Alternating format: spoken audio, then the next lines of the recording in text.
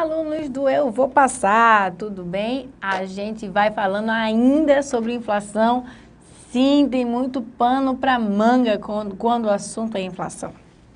E aí, na aula passada, a gente terminou falando sobre os tipos de inflação. A inflação de demanda, causada por uma ampliação ou um deslocamento da demanda agregada. Veja que a demanda agregada saiu de DA para DA', então deslocamento para a direita da curva de demanda agregada. Isso pode ser causado por qualquer alteração de algum elemento autônomo da demanda agregada, mas nós vamos dizer que essa inflação de demanda ela é basicamente causada pelo governo. Governo que pode fazer política fiscal, pode fazer política monetária. Para que eu tenha inflação, essas políticas elas devem ser expansionistas. Veja que se o governo fizer uma política retracionista, ao invés de nós observarmos um processo de elevação dos preços, nós vamos observar um processo de redução dos preços. Então, quando o governo quer, a gente já vai agora dando mais elementos para análise. Quando o governo deseja reduzir a inflação, reduzir o processo inflacionário, reduzir o índice de preços, ele vai fazer uma política de redução, ele vai fazer uma política de redução, de deslocamento para a esquerda da demanda agregada. O saldo disso é que nós vamos ter menos produto. E se nós vamos ter menos produto, nós vamos ter menos emprego também. Então, bem organizado e definido aí na lousa. Nós vimos que existe a inflação de oferta ou a inflação de custos. Quando os custos se ampliam, nós temos aumento da... Quando os custos se ampliam, a curva de oferta de curto prazo vai para a esquerda e quando a curva de oferta de curto prazo vai para a esquerda, os preços também aumentam. Dá para colocar aqui na lousa. Produção, preço, demanda agregada, oferta agregada a curto prazo, ponto de equilíbrio, produção e preço, tá aqui definido na lousa. Vamos dizer que haja um aumento dos custos. Nós já vimos que tudo que representa impacto na empresa vai ser absorvido pela oferta agregada. Isso vai deslocar a oferta agregada de curto prazo para a esquerda. O Juni vai dizer também que quando nós temos choques adversos na economia, choques adversos na oferta agregada, nós vamos ter inflação, nós vamos ter aumento de preços e, obviamente, isso aqui vai estar associado a uma redução de produção. Então, no caso de choque adverso, ou seja, quando os preços aumentam porque houve um choque adverso na oferta, eu vou dizer que essa inflação aqui, ela é uma inflação de oferta ou inflação de custos, que a letrinha está cada vez pior, ou inflação de custos, tá aqui na lousa. Eu posso ter inflação estrutural, causada pela estrutura econômica. Países mais pobres tendem a ter maior inflação, estruturas muito oligopolizadas tendem a ter inflação, e a inflação inicial, que é a inflação que tem como origem a própria inflação. Resumindo e entendendo isso aqui, a gente vai passar para 2 exercícios antes de continuar a falar mais sobre inflação. E o exercício ele diz o seguinte: o papel desempenhado pelo mercado monetário, bem como os processos inflacionários, são tópicos, aliás, relevantes da teoria macroeconômica. A respeito desse assunto, julgo os itens. E o item 6 diz o seguinte: inflações de demanda E aí eu já sei o que é uma inflação-demanda, causada pelo aumento do consumo, causada pelo aumento da demanda agregada. Então, inflações de demanda decorrem do crescimento excessivo da demanda agregada e, portanto, colidem com a existência de desequilíbrios no mercado monetário. Vamos ver essa questão com bastante calma. Aí ele fala, inflações de demanda. Eu já sei o que são inflações de demanda. São inflações causadas por um deslocamento da direita da curva de demanda agregada. E aí decorrem do crescimento excessivo da demanda agregada. Demanda agregada crescendo muito. E, portanto, colidem. Não é que há uma colisão com a existência de desequilíbrios no mercado monetário. Lembra uma situação importante. A inflação de demanda, ela vai ser causada por um impacto da política econômica. Ops, derrubei o microfone aqui, né? Esse impacto da política econômica, ele pode ser oriundo tanto da política fiscal quanto da política monetária. Posso ter esses dois impactos. Então, eu tenho que inflações de demanda decorrem do crescimento excessivo da demanda agregada. E aí eu posso dizer que esse crescimento excessivo da demanda agregada pode estar associado a políticas econômicas expansionistas e, portanto, colidem e, portanto, vão ao encontro. Não vão de encontro, mas vão ao encontro de desequilíbrios no mercado monetário. As minhas políticas econômicas expansionistas, sempre lembrando, elas podem ser de cunho fiscal, elas podem ser de cunho monetário. A alternativa é falsa, não pode ser verdadeira, está definido na lousa. Vamos ver a questão número 10. O modelo de oferta e demanda agregada constitui um ferramental útil para analisar as flutuações que caracterizam a atividade econômica. A esse respeito, julgue os itens. Inflações de custo. Opa, já falou de inflação de custo ou inflação de oferta. Tanto faz. Oriundas de reduções na oferta agregada conduzem a aumentos tanto da produção real como do nível de preços. Aí ele vem, inflações de oferta. Tem que lembrar, inflação de oferta é porque houve um aumento de preço causado por algum choque adverso na oferta. Então, houve algum choque adverso na oferta que fez com que levasse a esse aumento de preços. Então, aí eu continuo. Oriundas de reduções na oferta agregada. Até aqui está verdadeiro. Conduzem a aumentos tanto da produção real, e aí eis que a alternativa se torna falsa. Se eu tenho uma redução da oferta agregada, eu não vou ter aumento da produção real. Conduzem a reduções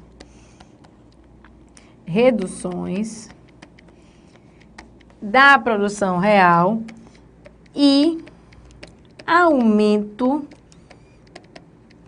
do nível de preços. Agora sim ficou verdadeira.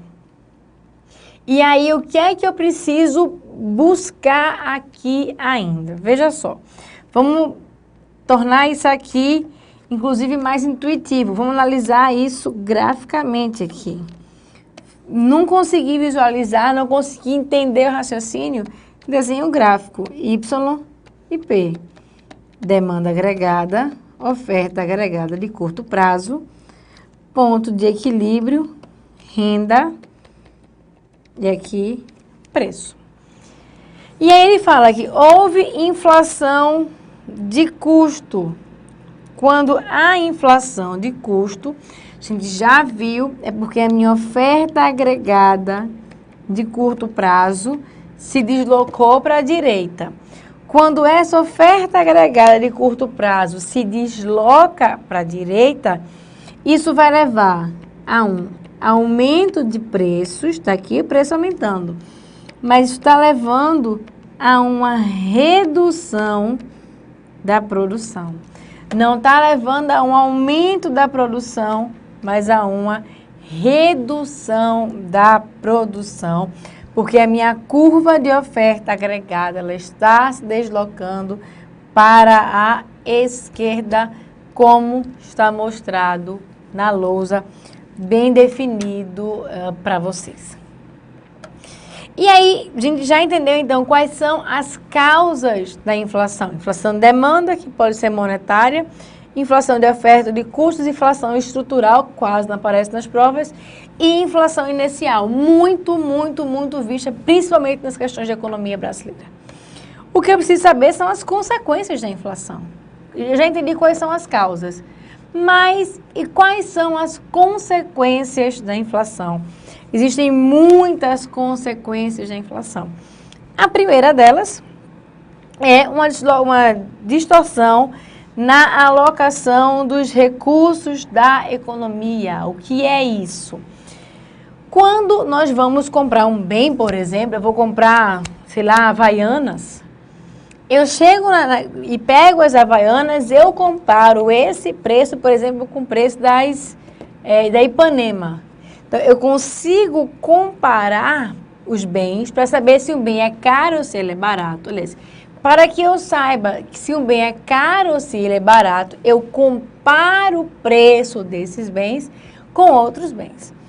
Quando eu tenho um aumento muito grande de preços ou um aumento aleatório de preços ou a coisa começa a ficar desordenada, descompassada, eu tenho uma distorção nos preços relativos. Eu não consigo mais comparar o preço da Havaiana com preço nenhum. E é isso que nós chamamos de distorção na alocação de recursos. Eu altero, ou eu tenho uma alteração dos preços relativos de uma economia. Os preços relativos de uma economia ficam desorganizados. O que significa dizer preços desorganizados? De novo, não é possível comparar os preços. A gente não tem ideia do que está funcionando. Eu não consigo mais comparar, saber se um preço ele é caro ou se ele é barato, porque eu não tenho mais parâmetros de comparação. A gente fala que há uma alteração nos preços relativos, como marcado aqui na lousa. Essa é uma primeira consequência. Segunda consequência importante, há um desincentivo à ação de investir. Quando os preços passam a se alterar muito fortemente, as empresas não querem mais investir. Nós vamos dizer que nesse caso aqui, o desincentivo a esse tipo de operação é porque há uma falta de previsibilidade. Previsibilidade econômica, o que significa dizer que eu não sei o que vai acontecer no futuro, porque os preços estão muito erráticos agora. É como se nós tivéssemos uma miopia financeira e as pessoas não querem mais fazer nenhuma operação para realizar investimentos. Em seguida, distúrbios sobre distribuição de renda. O que é que isso significa? Vamos pensar em preço. Vamos entender isso aqui. Quando há um aumento de preços, vamos ver qual é esse impacto aqui em relação a consumidor e em relação à empresa. O que acontece para o consumidor? O que acontece para a empresa? Se a empresa tem a sua receita total dada como preço multiplicado pela quantidade. Observe que quando o preço aumenta, a receita da empresa imediatamente vai ser beneficiada. Então, processos inflacionários beneficiam os empresários. Vamos pensar no consumidor aqui. O consumo do consumidor depende do seu salário. E esse salário normalmente é reajustado apenas uma vez por ano. Então, o que acontece? Quando o preço aumenta, o salário fica defasado. E aí é como se a gente tivesse uma migração. É como se a gente tivesse, não. Observa-se que na economia há uma migração de recursos. Os recursos saem dos consumidores ou dos trabalhadores em detrimento às empresas. Quanto mais inflacionada for a economia, maior é essa transferência entre trabalhadores de um lado e empresários do outro. Essa transferência, ela se amplia, a gente vai passar mais recursos para lá. Quando isso acontece, nós vamos ter um problema na distribuição de renda. E por que é que nós vamos ter um problema nessa distribuição de renda? Porque os ricos, eles ficam mais ricos e os pobres mais pobres. Então, um prejuízo muito danoso que não se observa ou que não se observou facilmente durante muito tempo era o efeito danoso da inflação para os pobres. Porque os preços ficam mais caros, mas os salários ficam ali fixos. O salário mínimo, por exemplo, é reajustado uma vez no ano e acabou. O próximo reajuste é só no ano que vem. Então, os preços vão subindo e a população vai ficando cada vez mais pobre. O governo perde poder aquisitivo com a inflação. O que é isso? Se entendia, segundo os economistas Oliveira e Tanzi, eles entendiam que, eu acho que é um economista só, Oliveira Tanzi, se entendia que quando o governo realiza uma despesa, ele realiza a despesa hoje e só vai receber esse valor nominal da despesa daqui a alguns meses.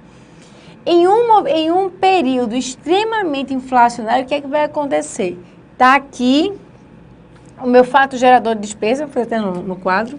Digamos, está aqui em janeiro de 16 a minha despesa. Então, está sendo aqui realizada a minha despesa do governo. E isso aqui só vai ser reposto aqui. Digamos que isso aqui só vai ser reposicionado em setembro de 2016. Sendo que esse valor aqui, digamos que a despesa seja de R$1.000, esse valor de R$1.000 aqui, em janeiro de 2016, por conta da inflação, vai ser maior do que essa receita que vai ser gerada aqui em setembro de 2016. Porque à medida que o tempo passa, a inflação vai corroendo o valor nominal dos R$1.000. Então, à medida que o tempo vai passando, a inflação vai corroendo esses recursos. E aí, isso é que se chamava de efeito Tanzi. No Brasil, o resultado era exatamente o inverso. Como assim? O governo, segundo a lei de responsabilidade fiscal, tem que indicar Se ele quer fazer alguma obra, por exemplo, qual é a fonte do recurso que ele vai utilizar? Então, digamos que no caso do Brasil o efeito é inverso, é o efeito Oliveira-Tanzi às avessas. Por quê? O governo recebia, principalmente lá nos idos da grande inflação em 1993, o governo recebia aqui as receitas.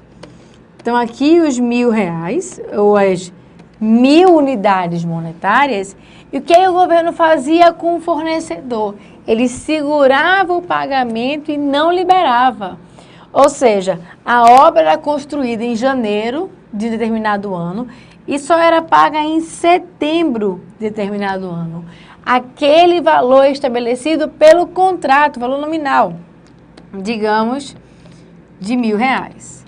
Se eu considerar uma inflação no período de 50%, isso foi muito mais no Brasil, mas vamos dizer 50% no período, o governo se beneficiou, porque ele está pagando 1.000, ele recebeu 1.000 e só está gastando em termos reais 500.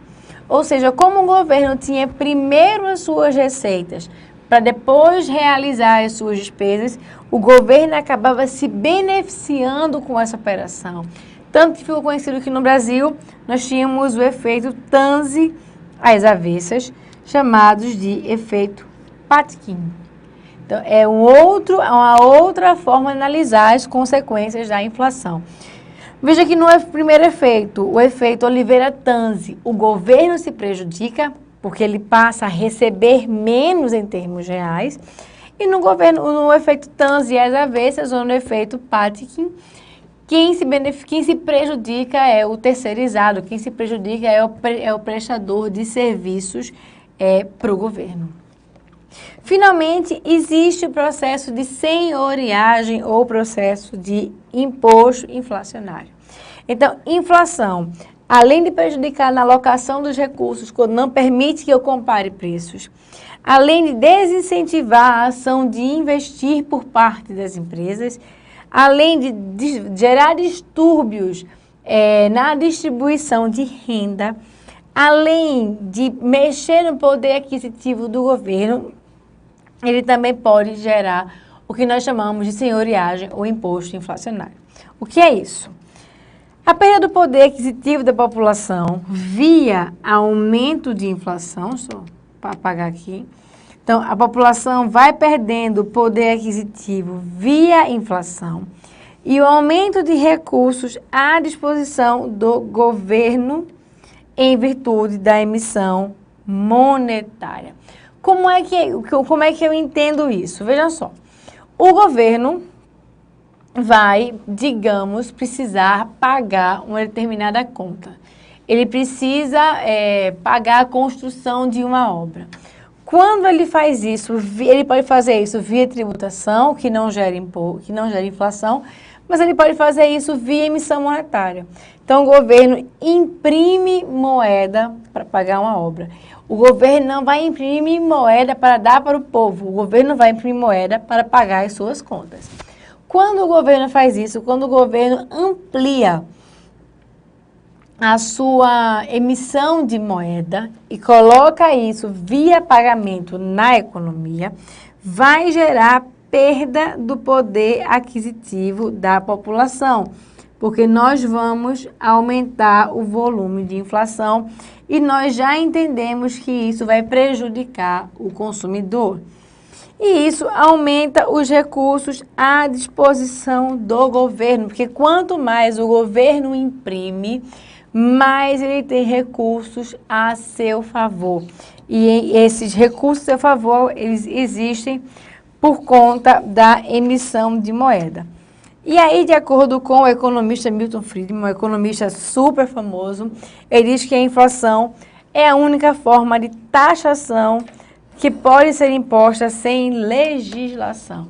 A inflação ela é muito prejudicial para a economia, porque ela vem sem ser autorizada, sem legislação, preço alto, população pobre. E aí, qual é o problema da inflação? É que Para o governo, a inflação gera um paradoxo. E paradoxo é esse. A inflação, por um lado, corrói o poder aquisitivo do Estado via efeito Oliveira-Tanzi, porque eu tenho primeiro uma despesa para depois ter o reconhecimento da receita. Por outro lado, o aumento do poder aquisitivo, ele acontece via imposto inflacionário, tem inflação. Na hora que o efeito Tanzi reduz a receita, o imposto inflacionário aumenta a receita e reduz os gastos públicos via efeito Patkin. Então, para o governo, não é possível dizer se a inflação é boa, se ela causa um efeito positivo ou se ela causa um efeito negativo por uma razão simples. Ela gera muitos efeitos nas contas públicas. Então, já entendi qual é a causa, já entendi quais são os efeitos e, finalmente, quais são os custos. Alguns custos que acontecem oriundos da inflação. Primeiro, o custo da sola de sapato. Os preços estão muito altos. O que as pessoas fazem? Colocam a sua moeda nos bancos. Se cada vez as pessoas precisam ir aos bancos, isso gera um custo. Então, para que eu me proteja, a inflação está muito alta. Como é que eu posso me proteger? Só tem um jeito. Eu só posso me proteger da inflação colocando meu dinheiro no banco para que ele renda mais do que a inflação come. Por sinal, investir em poupança é um péssimo negócio, porque a poupança em 2015 rendeu menos que a inflação. Então, nesse caso aqui, o que é que eu tenho? O que é esse custo de sola de sapato? O custo de sola de sapato, ele acontece quando eu, para me proteger dos efeitos da inflação, coloco os meus recursos no banco. O problema é que cada vez que eu tenho que ir ao banco, eu tenho o custo de deslocamento, que nós chamamos de custo, nós economistas chamamos de custo de sola de sapato. O custo de sola de sapato é o custo que eu tenho para preservar o meu poder aquisitivo, fazendo visitas sistemáticas ao banco. Existe ainda os custos de transação relativos aos preços relativos, os custos de menu e ainda os déficits em balanço de pagamentos. Esses custos de inflação, a gente vai dar uma paradinha por aqui porque o tempo está estourando. A gente volta para falar sobre eles na aula que vem e aí fazer muito exercício sobre inflação para finalmente caminhar com a curva de Phillips. A gente dá uma paradinha por aqui, mas volta em breve, a gente volta já já. Até lá!